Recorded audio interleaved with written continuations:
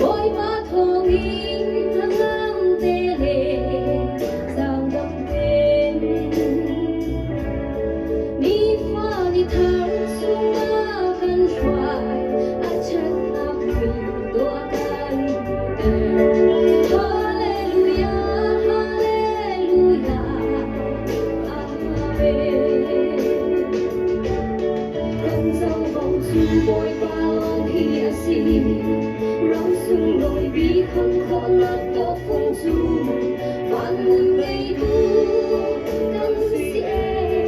Hallelujah bồi ba thô in răng am tê lệ sang tâm tê in căn tê na in Hallelujah Hallelujah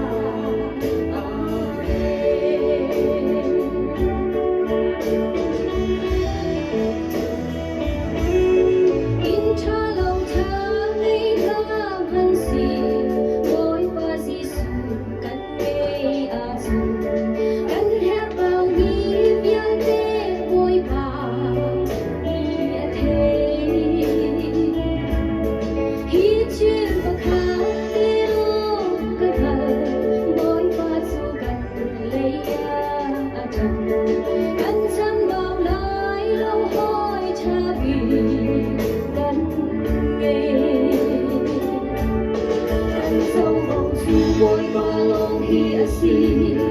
rau sung nồi bí không khó nào có phong du vạn mừng ngày thu căn sẽ Hallelujah bồi ba thô in răng am tê lệ sa tâm tê in căn lên mà in Hallelujah Hallelujah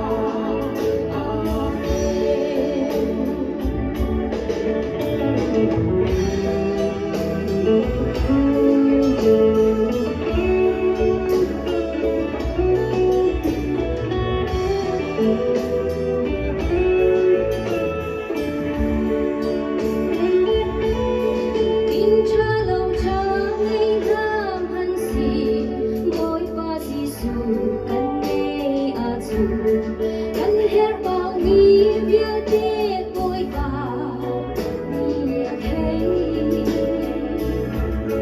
khi chia bạc hà tiếng ngô căn phần mỗi ba su gần lấy trầm căn chân vào lại lâu hỏi cha bị căn nghe cận dâu vòng su bôi ba lô khi asi rau sung nồi bí không khó lát có phong du vạn mừng ngày thu căn sẽ Hallelujah bồi ba thô in răng am tê lệ sang tâm tê in căn lên mà in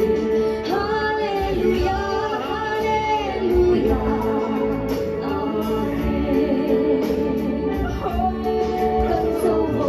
bồi ba lòng hi asi